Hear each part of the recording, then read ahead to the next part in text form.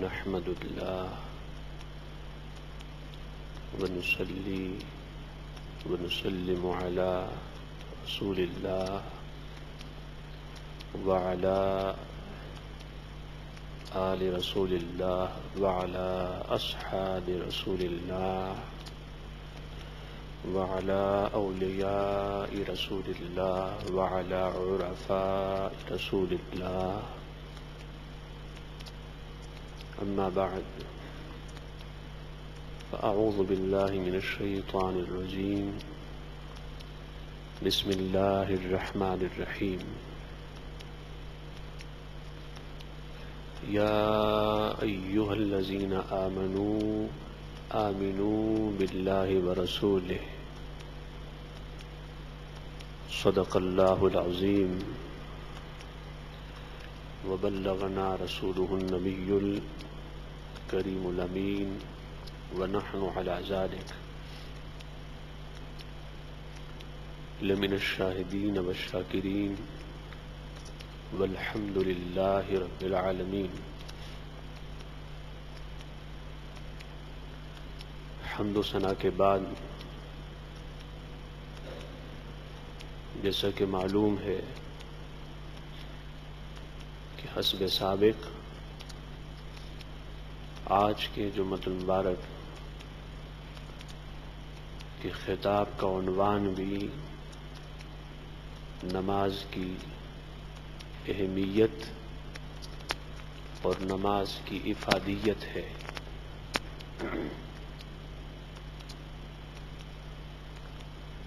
نماز کا ثواب اور نماز کا انعام آج کے خطاب کا اصل عنوان اور موضوع ہے. اللہ پاک نے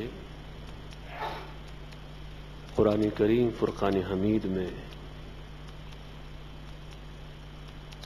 ایک عمل صالح ایسا ہے جس کو ایمان کے عنوان سے تعبیر کیا، جس کو اللہ پاک نے ایمان کا نام دیا، اور وہ عمل صالح اور وہ نیکی نماز ہے. پورے قرآن میں الحمد سے لے کر والناس تک ایک عمل ایسا ہے جس کو اللہ پاک نے ایمان کا نام دیا، اور وہ عمل صالح اور وہ نیکی نماز ہے. ارشاد فرمایا یا ایھا الذین آمنوا آمنوا باللہ ورسولہ. اے ایمان والوں، ایمان لاؤ اللہ پر اور اس کے رسول صلی اللہ علیہ وسلم پر. تو ایمان کے جہاں مختلف معنی ہیں، مختلف مطالب ہیں، وہاں ایمان کا ایک معنی اور مطلب صلاح بھی ہے، نماز. اللہ پر اور اللہ کے رسول صلی اللہ علیہ وسلم پر ایمان کے بعد ایمان کا سب سے بنیادی اور اولین تقاضا نماز ہے. نماز صحیح ہے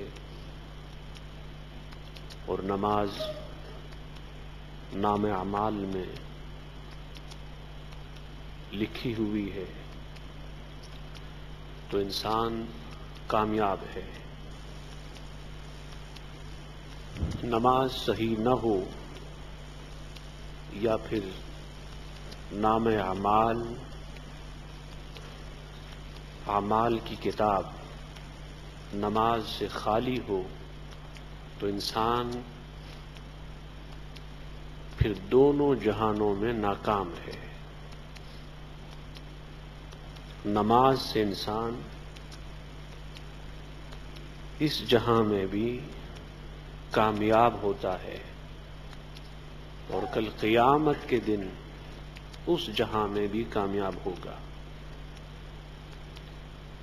اللہ پاک نے اور اللہ کے رسول صلی اللہ علیہ وسلم نے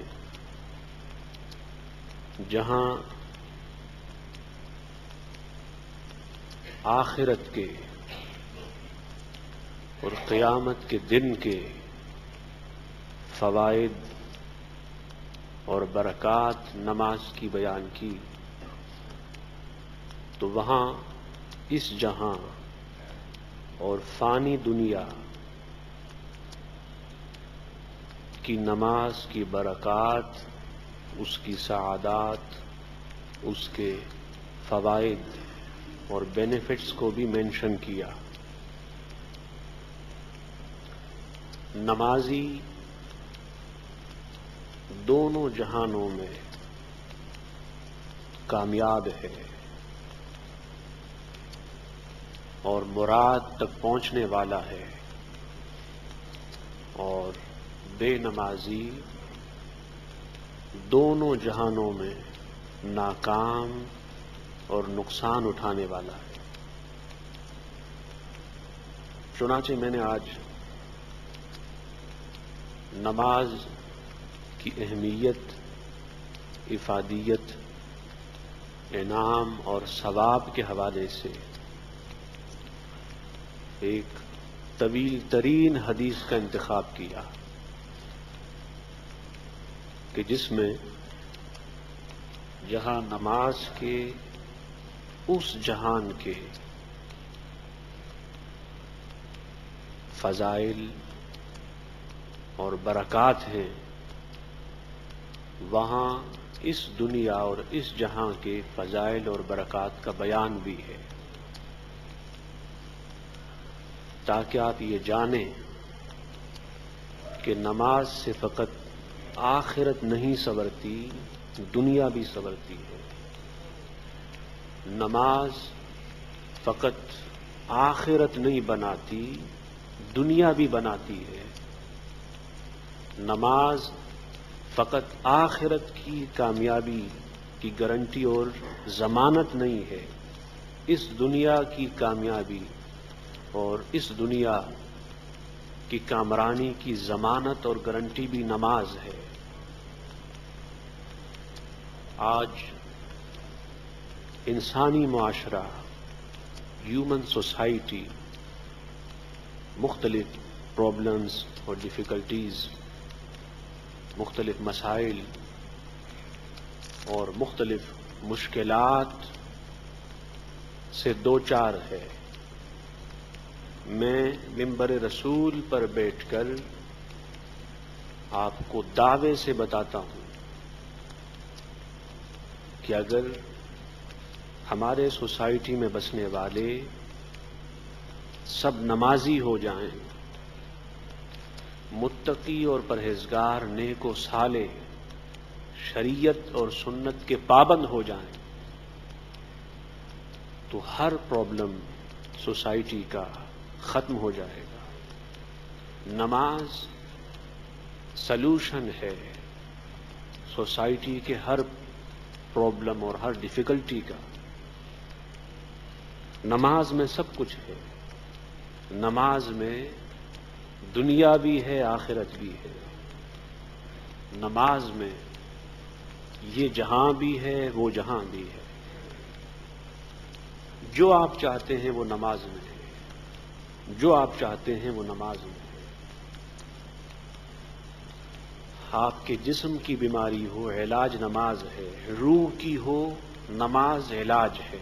دل کی ہو، علاج نماز ہے۔ نفس کی ہو، علاج نماز ہے۔ یہاں تک کہ کینسر جیسی تباہ کن بیماری کا علاج بھی نماز تہجد ہے۔ وہ بیماری کہ ڈاکٹر جواب دے دیں کہ اب اس مریض کا علاج ہمارے پاس نہ رہا، تم کسی اور کے پاس جاؤ۔ یہاں تک کہ دو جہانوں کے طبیب اور ڈاکٹرز جب جواب دے دیں اس کے پاس اس کا علاج ہے، اور اس نے علاج بتا دیا، نماز ہے۔ بعض ناداں کہتے ہیں کہ ہم کرسی پہ بیٹھ کے اس لیے نماز پڑھتے ہیں کہ پاؤں میں تکلیف ہے، تو وہ سن لیں کہ تکلیف کم نہیں ہوگی، زیادہ ہوگی۔ کیا تکلیف کرسی پہ بیٹھ کے نماز پڑھنے سے کم نہیں ہوتی، زیادہ ہوتی ہے۔ اس تکلیف کا علاج بھی پراپر رکوع اور سجدہ ہے، التحیات ہے۔ حضور علیہ السلام نے اور حضور علیہ السلام کے کسی صحابی نے کرسی پہ بیٹھ کے نماز نہیں پڑھی۔ 80 سال کے ہو گئے، 100 سال کے ہو گئے، 200 سال کے ہو گئے، کرسی پہ بیٹھ کے نماز نہیں پڑھی۔ یہ سن لیں، مجبوری ہو ایک الگ چیز ہے، جیسے کرسی کے بغیر امپوسیبل ہو جائے نماز پڑھنا، مجبوری ایک الگ چیز ہے۔ لیکن آج کل تو درد سر ہو تو کرسی پہ بیٹھ کے نماز پڑھتے ہیں کہ درد سر ہو گیا، تو وہ سن لیں، اس سے بیماری جو درد کی ہے، پاؤں اور گھٹنوں کی درد کی بیماری اور زیادہ بڑھے گی۔ یہ جو پراپر رکوع ہے، سجدہ ہے، قیام ہے، تحیات ہے، یہ بذات خود علاج ہے، علاج ہے۔ کوئی بیمار علاج نہ کرے اور سمجھے کہ وہ ٹھیک ہو جائے گا، یا وہ کام کرے جو ٹریٹمنٹ کے بالکل اپوزٹ ہو، علاج کے برعکس ہو، اور وہ یہ سمجھے کہ ٹھیک ہو جائے گا، تو وہ ناداں ہی ہوگا۔ وہ طویل ترین حدیث جس میں حضور علیہ السلام نے نماز کے دونوں جہانوں کے فضائل بیان کیے، اس جہاں کے بھی اور اس جہاں کے بھی۔ لوگوں اگر چاہتے ہو کہ جسم کا علاج مل جائے، نماز میں ہے، روح کا علاج مل جائے، نماز میں ہے۔ چنانچہ حضور علیہ السلام نے فرمایا، الصلاۃ مرضات للرب تبارک و تعالی، کہ نماز خوشنودی، رضا کا ذریعہ ہے، اللہ جل مجدہ کی رضا کا ذریعہ ہے۔ نماز سے اللہ راضی ہوتا ہے، خوش ہوتا ہے، اور جب وہ خوش ہو جائے تو پھر مومن کو اور کیا چاہیے؟ وہ خوش ہو جائے تو پھر ہر کام بنتا ہے۔ اور فرمایا، حب الملائکہ، انسان جب نماز پڑھتا ہے تو پھر وہ ملائک کا محبوب ہو جاتا ہے، ملائک اسے چاہتے ہیں، پسند کرتے ہیں۔ کتنا بڑا مقام ہے نمازی کا، کتنا بڑا مقام ہے کہ پھر وہ محبوب الملائکہ ہو جاتا ہے، ملائک کا، فرشتوں کا پیارا ہو جاتا ہے۔ اور ملائک خواہ زمین میں ہو یا آسمان میں ہو، ملائک خواہ وہ حاملین عرش ہوں، خواہ وہ رات کے ہوں یا دن کے ہوں، خواہ وہ انسان کے نام اعمال کے ہوں یا اس کے محافظ ہوں، ہر فرشتہ پھر نمازی کو چاہتا ہے، اسے پسند کرتا ہے۔ اور فرمایا، سنت الانبیاء، نماز انبیاء کی سنت ہے۔ آدم علیہ السلام سے لے کر تاجدار کائنات تک ہر نبی کی شریعت میں نماز فرض رہی، ہر نبی نماز کا پابند رہا، ہر نبی نماز پڑھتا رہا۔ بعض اعمال تنہا کسی ایک نبی کی سنت ہوتی ہے، نماز وہ عمل ہے کہ وہ تمام انبیاء کی سنت ہے۔ اور فرمایا، وَنُورُ الْمَعْرِفَةِ، حدیث ہے، حضور نے فرمایا کہ نماز معرفت کا نور ہے۔ جب انسان اللہ کو پہچانتا ہے، اللہ کو جانتا ہے، تو پھر اللہ اسے ایک نور دیتا ہے جس کا ٹائٹل ہے نور المعرفہ۔ تو فرمایا، اللہ کی پہچان کا نور چاہتے ہو، اللہ کی معرفت کا نور چاہتے ہو تو نماز میں۔ اس لیے جو نمازی ہوتا ہے اس کی پیشانی پر، فوہیڈ پر نور ہوتا ہے، چہرے پہ نور ہوتا ہے۔ اولیاء، علماء کے چہروں پہ نور ہوتا ہے۔ یہ نور نماز کا نور ہے، یہ نور سجدوں کا نور ہے۔ وہ نور بتا دیتی ہے کہ یہ نمازی ہے، یہ ساجد ہے، یہ شب و روز اللہ کی یاد میں مگن ہونے والا اور مست رہنے والا مومن اور مرد درویش و قلندر ہے۔ اس طرح فرمایا وَأَصْلُ الْإِيمَانِ، قرآن نے نماز کو ایمان کا نام دیا اور حضور نے نماز کو اصل الایمان کا نام دیا، دا سورس آف ایمان، دا روٹ آف ایمان، دا اسپرٹ آف ایمان، دا سول آف ایمان۔ نماز ایمان کی اصل ہے، نماز ایمان کا مرکز و محور ہے، نماز ایمان کی لذت و مٹھاس ہے، نماز ایمان کی جڑ ہے۔ اور فرمایا حضور علیہ السلام نے وَإِجَابَةُ الدُّعَاء، نماز سے دعا قبول ہوتی ہے۔ بعض لوگ پوچھتے ہیں کوئی ایسا وظیفہ بتا دیں دعا مانگیں قبول ہو۔ وظیفہ نماز ہے۔ نمازی جب نماز پڑھتے وقت یا نماز کے بعد دعا مانگتا ہے تو وہ قبول کرتا ہے۔ اور فرمایا وَقُبُولُ الْأَعْمَالِ، ہر انسان چاہتا ہے اس نے جو نیکی کی وہ اللہ کی بارگاہ میں قبول ہو، خواہ وہ نیکی نماز ہو، روزہ ہو، حج ہو، زکوٰۃ ہو، صدقات کسی بھی شکل میں ہو، چاہتا ہے کہ قبول کرے۔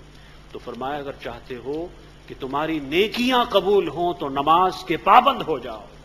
نمازی کا ہر عمل، نمازی کی ہر نیکی عمل صالح اللہ کی بارگاہ میں مقبول و منظور ہے۔ روزہ چاہتے ہو قبول ہو جاؤ، نماز پڑھو۔ حج چاہتے ہو کہ قبول ہو جائے، نماز پڑھو۔ زکوٰۃ چاہتے ہو کہ قبول ہو جائے، نماز پڑھو۔ نماز سے ہر ایک عبادت قبول ہوتی ہے۔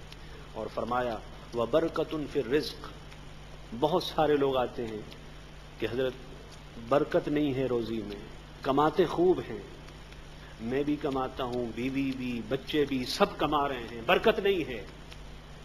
تنخواہ آنے سے پہلے سب ختم ہو جاتا ہے، برکت نہیں ہے۔ تو برکت کا وظیفہ نماز ہے، اور یہ بات میری نہیں تاجدار کائنات کی ہے۔ حضور نے فرمایا نماز سے رزق میں برکت ہوتی ہے۔ نمازی کی تنخواہ تھوڑی سی ہو، اس کی آمدنی کم بھی ہو تب بھی زیادہ ہے۔ بے نمازی اگر پوری دنیا کما لے تب بھی اس کے لیے کم ہے۔ اور اگر آپ چاہیں تو اس کا ایکسپیرینس کر لیں، ہم تو کر چکے ہیں، ہم تو کر چکے ہیں اور کر رہے ہیں۔ ہر شخص کو میں آج وظیفہ دے رہا ہوں نماز کے پابند ہو جائیں، پھر دیکھیں کیسے برکت نہیں ہوتی۔ آپ کی سیلری میں، آپ کی تنخواہ میں برکت کیسے نہیں ہوتی، آپ کی آمدنی میں برکت کیسے نہیں ہوتی۔ حضور نے فرمایا، اور اس طرح فرمایا وَرَاحَةٌ لِلْأَبْدَانِ، جسم کے لیے راحت ہے، سکون ہے، اطمینان ہے۔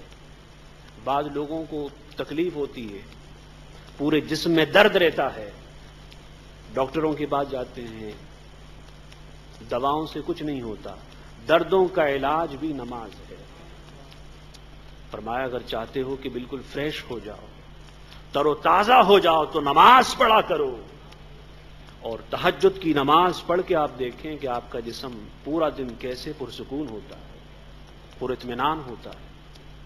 اور فرمایا وَصَلَاحٌ عَلَى الْأَعْدَاءِ، آپ کا دشمن بھی ہے شیطان، نفس۔ اور آپ کو معلوم ہے کہ جب دشمن ہوتا ہے تو پھر انسان کے پاس ہتھیار ہونا چاہیے جس سے وہ اپنے دشمن پر اٹیک کرے۔ تو فرمایا کہ مومن کے لیے دشمنوں پر ہتھیار نماز ہے۔ آپ چاہتے ہیں کہ آپ کا دشمن ناکام ہو جائے، وہ دشمن شیطان کی شکل میں ہو، نفس کی شکل میں ہو، کسی اور شکل میں ہو، تو نمازی ہو جاؤ۔ اور فرمایا وَكَرَاهِيَةٌ لِلشَّيْطَانِ، سب کچھ ہے لیکن شیطان کو نماز ناپسند ہے۔ شیطان نہیں چاہتا کہ انسان نمازی ہو جائے، نماز کا پابند ہو جائے، اس لیے جب نماز کا وقت آتا ہے تو وہ 100 بہانے دل میں ڈالتا ہے، 100 بہانے ڈالتا ہے۔ ابھی وقت ہے بعد میں پڑھ لینا، ابھی وقت ہے کافی بعد میں پڑھ لینا۔ یوں کرتے کرتے وقت نکل جاتا ہے. فلاں کام کر لو پھر پڑھ لینا، فلاں کام کر لو پھر پڑھ لینا، اتنے میں وقت نکل جاتا ہے. اس لیے کہ شیطان نہیں چاہتا کہ انسان نمازی بنے، شیطان نہیں چاہتا کہ انسان نماز کا پابند ہو جائے. اور فرمایا وَشَفِيعٌ بَيْنَ صَاحِبِهَا وَبَيْنَ مَلَكِ الْمَوْتِ. فرمایا کہ جب موت کا فرشتہ آتا ہے روح نکالنے کے لیے، اس وقت بھی نماز آتی ہے، اور نماز سفارش کرتی ہے نمازی کی کہ ملک الموت، موت کے فرشتے روح نکالنے کے لیے آنے والے، روح آرام سے نکالنا کہ یہ نمازی ہے. نمازی کی روح اس طرح نکلتی ہے کہ اسے پتہ بھی نہیں ہوتا، اور جب اسے ہوش آتا ہے تو پھر اس کی روح نکل چکی ہوتی ہے. اس لیے فرمایا وَسِرَاجٌ فِي قَبْرِهِ. جب آپ قبر جائیں گے تو قبر تو تاریک ہوتی ہے، قبر میں اندھیرا ہوتا ہے، اور جہاں اندھیرا ہو تو انسان پہلے سے چراغ لے کے جاتا ہے، روشنی لے کے جاتا ہے. آپ کہیں جا رہے ہو رات کو، گھر میں داخل ہو رہے ہوں، وہاں اندھیرا ہو، روشنی کا انتظام نہ ہو، تو آپ ساتھ موم بتی لے کے جاتے ہیں، چراغ لے کے جاتے ہیں. تو قبر میں بھی اندھیرا ہے. حضور نے فرمایا کہ نماز قبر کا چراغ ہے، روشنی ہے. اس لیے ہر شخص کی قبر تاریک ہے، نمازی کی قبر روشن ہے. لوگوں چاہتے ہو کہ قبر روشن ہو جائے، منور ہو جائے، تو نماز کا چراغ لیتے جاؤ، نماز کی روشنی لیتے جاؤ. نماز کی روشنی سے، نماز کے چراغ سے تاریک قبر روشن ہو جاتی ہے. اور فرمایا حضور علیہ السلام نے وَفِرَاشٌ تَحْتَ جَنبِهِ. قبر میں کوئی بچھونا نہیں ہوتا، قبر میں کوئی چادر نہیں ہوتی، قبر میں کوئی چادر نہیں ہوتی، مٹی ہوتی ہے، زمین ہے، مٹی ہے. لیکن نماز قبر کا بچھونا بن جاتی ہے.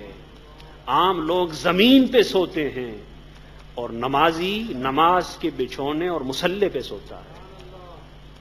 ہم دفن کر کے آ گئے، ہم سمجھے کہ شاید یہ بھی عام لوگوں کی طرح زمین پہ ہے. زمین پہ نہیں ہوتا، نیچے قالین ہوتی ہے، چادر ہوتی ہے، بچھونا ہوتا ہے. عشق و محبت کی چادریں ہوتی ہیں، بچھونا ہوتا ہے. نماز نے قبر روشن کر دی اور نمازی کو اٹھا کر نیچے بچھونا بچھا دیا. آپ کا بیٹا ہو، آپ بہت پسند کرتے ہیں اسے، وہ رات کو زمین پہ سونا چاہے، چارپائی سے ہٹ کر، چادر ہٹا کر آپ سونے دیں گے؟ بولیے نہیں دیں گے. تو نماز کیسے سونے دے گی؟ نمازی اٹھ، اگر کوئی اپنے پیارے کو زمین پہ سونے نہیں دیتا تو میں تجھے کیسے سونے دے سکتی ہوں؟ اٹھ، آج تیرے نیچے چادر بچھا دوں، تیرے نیچے بچھونا بچھا دوں، تاکہ تو صبح قیامت تک آرام سے سوتا رہے. تو حضور نے فرمایا کہ قبر کا بچھونا ہو گئی. وَجَوَابُ مَعَ مُنکر و نکیر. قبر میں منکر و نکیر آتے ہیں، سوال کرتے ہیں. نماز اس وقت جواب سکھاتی ہے، نماز اس وقت جواب بتاتی ہے. پھر نمازی کو جواب دینے میں کوئی تکلیف نہیں ہوتی، وہ جواب دے دیتا ہے. یہ کیسی نماز ہے جو کبھی قبر روشن کر رہی ہے، کبھی بچھونا بچھاتی ہے، کبھی منکر و نکیر کے سوال کے جواب بتاتی ہے. اور حضور نے فرمایا وَمُونِسٌ فِي قَبْرِهِ إِلَى يَوْمِ الْقِيَامَةِ. سوال و جواب ہو گئے، لیکن اب بہرحال روشنی بھی ہے، بچھونا بھی ہے، سب کچھ ہے. لیکن انسان تنہا ہو تو مزہ نہیں آتا. کیا کوئی دوست نہ ہو، کوئی باتیں کرنے والا نہ ہو تو پھر مزہ نہیں آتا. پھر یہ نماز دوست بن کر قیامت تک اس سے باتیں بھی کرتی ہے.